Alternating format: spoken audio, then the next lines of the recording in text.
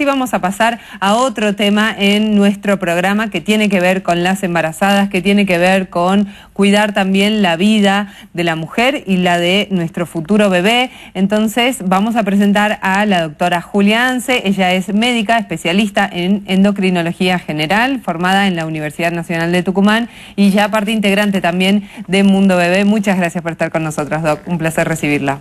Bueno, Valle, nuevamente gracias por tu visita y bueno, vamos a hablar sobre, dos temas interesantes, como es la presencia del hipotiroidismo durante el embarazo y posteriormente hablaremos sobre el hipertiroidismo y el embarazo. Bien, ¿qué es el hipotiroidismo? Bueno, considerando hipotiroidismo, es una entidad, sí, que en el embarazo a veces es muy difícil de diagnosticarla porque, bueno, sabemos que el hipotiroidismo está plagado de síntomas subjetivos como el cansancio, el agotamiento, la constipación, el tema de que por ahí me olvido de las cosas, la tendencia al llanto, y por ahí todos estos síntomas son coincidentes con una embarazada, porque una embarazada tiene todas estas cosas. Una embarazada normal, digamos. Sí, tiene todas estas cosas. Entonces, por ahí tenemos que tratar de ser minuciosos en esto y marcar, dos conductas diferentes. Una cosa es una hipotiroidea que ya viene medicada y se embaraza, donde nosotros simplemente vamos a ajustar la dosis, y lo ideal es que esta hipotiroidea planifique su embarazo para ajustarle la dosis desde el inicio. Siempre yo les digo a mi paciente, desde el momento en que te embarazás, venís y me avisás, así ajustamos dosis. Bien. La dosis se ajusta de acuerdo al origen del hipotiroidismo. Si es una tiroiditis autoinmune, que es lo más frecuente, normalmente los requerimientos incrementan alrededor de hasta un 25, un 30% durante el embarazo. Bien. No así cuando tenemos una ablación de la tiroides, ¿sí? O sea, donde no hay tiroides, ya sea porque que la operaron por un bocio multinodular, por un CA de tiroides, por lo que fuera, donde el incremento va a ser obviamente mucho mayor. Ahora bien, ¿cuál es el problema? El problema está en aquellas que se embarazan sin saber que tienen hipotiroidismo. Entonces, ahí es donde yo, lo que se aconseja normalmente es que en la primera consulta prenatal se les pide una TSH. Bien. A toda embarazada. Y sobre todo a quienes, aquellas que tienen factores de riesgo, aquellas que tienen antecedentes familiares de hipotiroidismo, en familiares sobre todo de primer grado, porque sabemos que el 6,5% de los hipotiroidismos son tiroiditis autoinmunes, es decir, que tienen una herencia. Bien. Y clínicamente, ¿cómo lo vamos a detectar? Vamos a tener una embarazada tal vez un poquito más diferente, donde podemos tener una embarazada que tiene tendencia al frío, cuando sabemos que una embarazada normalmente está más bien acalorada por el estímulo hormonal, va a tener bradicardia, o sea, la frecuencia cardíaca va a estar más baja, cuando normalmente una embarazada tiene aumento de la frecuencia cardíaca, y sabemos que las embarazadas, la piel y el cabello se nos ponen divinos, pero en las hipotiroideas esto no ocurre. Bien. Entonces por ahí son tips como para tener en cuenta. Y bueno, esto es importante sospechar, ¿no? Para sospecharlo y obviamente realizar un laboratorio que va a ser un perfil tiroideo, donde va a haber obviamente la presencia de anticuerpos y ahí vamos a decidir. Bien. Si tenemos un laboratorio con un hipotiroidismo que no está claro, con una TSH normal y anticuerpos positivos, y lo más probable es que si la paciente no tiene antecedentes, la siga muy de cerquita. Claro. Ahora bien, si tengo una paciente con una TSH ya con valores elevados y anticuerpos positivos, ya la medico de entrada seguro. Bien. Esto es variable, digamos, de acuerdo a con qué me encuentre. Lo importante para la mamá o para la embarazada que le detectan este hipotiroidismo es saber que va a poder tener un tratamiento y va a poder seguir con el embarazo. Sí, Valle, lo más importante un poco es esto, que el tratamiento se inicie lo más precozmente posible. ¿Por qué? Porque el bebé normalmente, su tiroides se forma alrededor, digamos, empieza a funcionar alrededor del segundo trimestre, o sea que todo el primer trimestre del embarazo depende de la hormona tiroidea de mamá. Bien. Entonces es por eso lo que dijimos. Pedirle una TSH en el primer control prenatal. La primera vez que yo voy y me entero que estoy embarazada, realizarme una TSH. Y bueno, como dijimos, el bebé depende absolutamente de la hormona tiroidea de mamá. Y si yo instituyo el tratamiento precozmente, voy a tener un bebé sano sin ningún problema. Ahora bien, si es que ese tratamiento no se instituye, puedo tener desde abortos, ¿sí? Partos pretérmino, ¿sí? Puedo tener desprendimientos de placenta, ¿sí? Puedo tener chicos que nazcan con problemas de distrés respiratorio, la madre puede sufrir una hipertensión gestacional, digamos, todas complicaciones que van a ir surgiendo, que se pueden prevenir simplemente haciendo el diagnóstico y empezando un tratamiento en forma precoz. Y una cosa a tener en cuenta es, y yo creo lo más grave, el déficit del coeficiente intelectual que va a tener ese niño si no es tratado en forma precoz. No es lo mismo iniciar un tratamiento en el primer trimestre, sí, lo ideal es en la 8ª semana de gestación como tarde, que iniciarlo ya en el 2º trimestre o al final del embarazo. ¿Sí? Eso es fundamental. Después otra cosa que me parece que es importante dejarlo así como tips para que la población lo tenga en cuenta es el consumo de yodo. Normalmente la sal está iodada, pero a veces en el interior se consume sal no iodada todavía. Sí, apuntando al interior. Y mando un saludo al Ramal, que bueno, me bancó muchos años allá en el Hospital Patterson, y saludo a toda la gente, de las cuales tengo un muy grato recuerdo. Y bueno, esto de la sal iodada. A veces hay pacientes que por ciertas patologías se les prohíbe el consumo de sal, ¿sí? Y una embarazada debe tener un cierto consumo, ¿sí?, de yodo, que se incrementa en relación a un adulto normal, que es de alrededor de 100, 150, en el embarazo esto se incrementa a 200. Entonces es importante saberlo esto, ¿sí? Porque si no después tenemos hipotiroidismo por deficiencia de yodo. Bien, perfecto. Entonces, a la mujer que está embarazada, que por ahí capaz que es su primero o su segundo hijo, no esperar hasta la consulta con el médico, por ejemplo, no, ahora no puedo, en las vacaciones, el mes que viene entro en vacaciones, y esperan, ¿no? Por más que se hayan hecho el test y sepan que está embarazada, que es positivo, que va todo bien, esperan para ir a la consulta. Es importante ir rápidamente a nuestro ginecólogo, a nuestro obstetra, para que empiece con todo el screening, ¿no?, que necesita también para la formación de nuestro bebé. Sí, obviamente.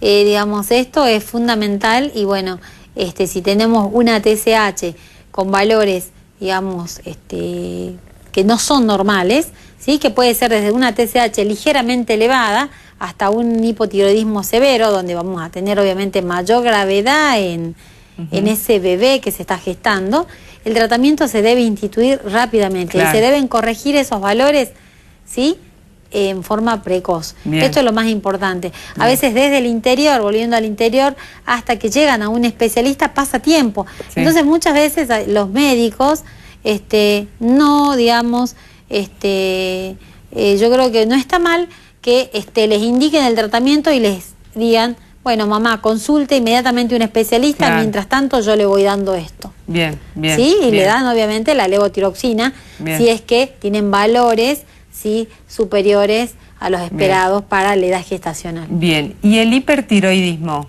qué es? El hipertiroidismo, bueno, es todo lo contrario al hipotiroidismo. Normalmente el hipertiroidismo relacionado en el embarazo, la causa más frecuente, o sea, no es tan frecuente como el hipotiroidismo.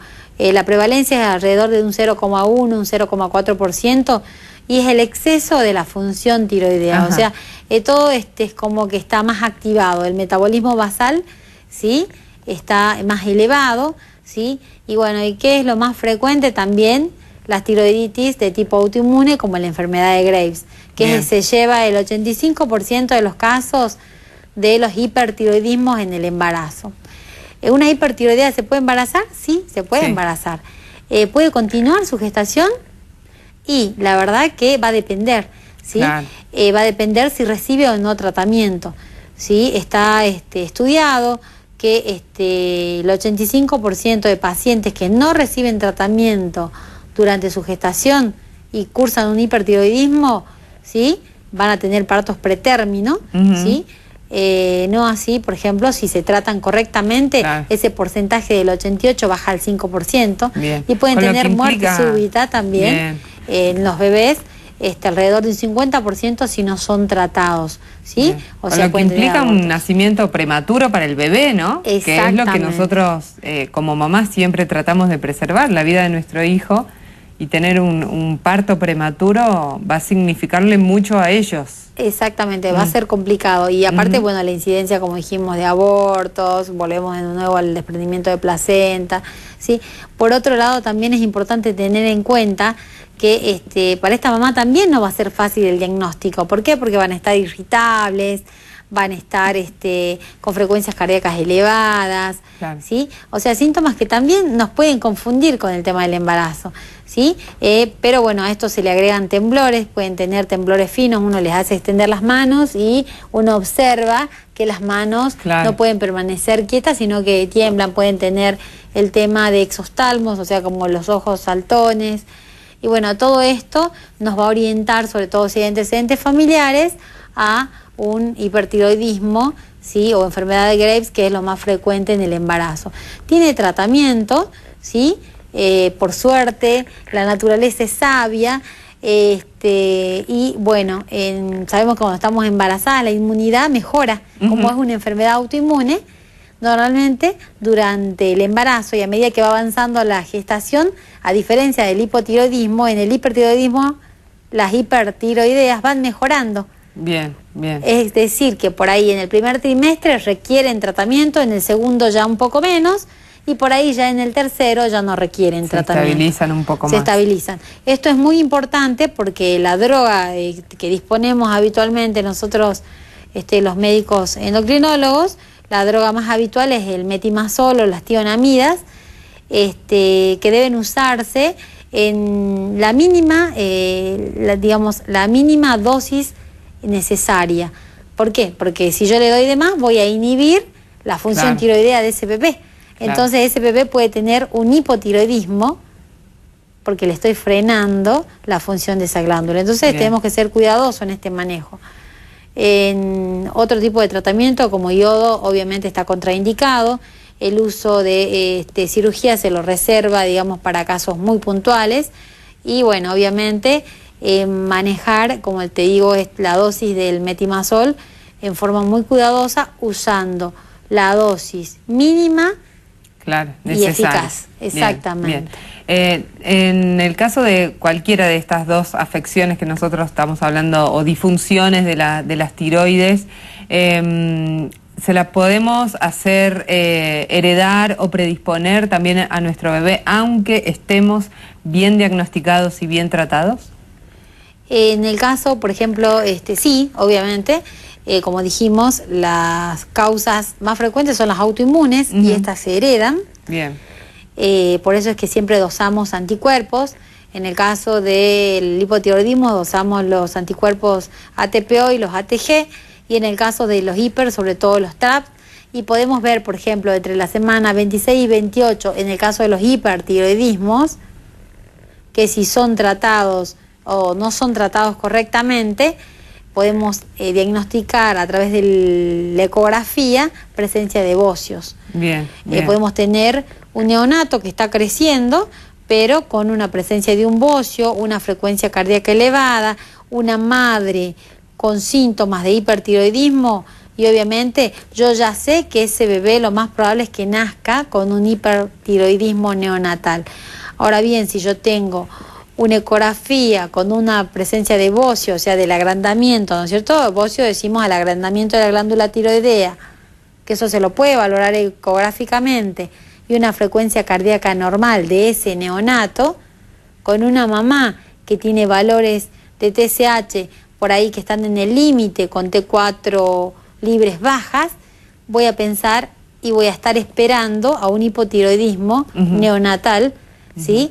Y obviamente voy a tener que regular la dosis, porque quiere decir que me estoy pasando con las dosis, porque le estoy generando un freno a este pequeño. Bien, entonces las mamás, la recomendación sería las mujeres que saben que tienen hipo o hipertiroidismo, tienen alguna disfunción en sus tiroides y que quieren quedar embarazadas, establecer, por supuesto, de manera multidisciplinaria, ¿no? un plan de salud para poder tener un embarazo saludable, no solamente con el obstetra, sino también con el médico endocrinólogo de cabecera, que vayan trabajando de manera conjunta. Sí, yo creo que eso es lo ideal, ¿sí? Lo ideal es siempre planificar un embarazo, ¿sí? Y bueno, como decíamos, tanto en el caso del hipo como del hiper, previamente saber si tengo o no esta disfunción para poder iniciar el tratamiento lo más precozmente posible. Bien, doctora, ha sido un placer recibirle en Mundo Bebé. Muchísimas gracias por estar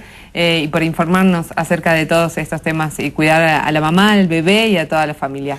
Bueno, muchas gracias, Valle, nuevamente. Y bueno, le envío un beso enorme a mi hijo Emanuel. Muy bien, muy bien. ¿Y la pueden encontrar en dónde? En Consultorio Cima, sí, en la calle Pasaje Posadas, número 106, esquina La Cera 113.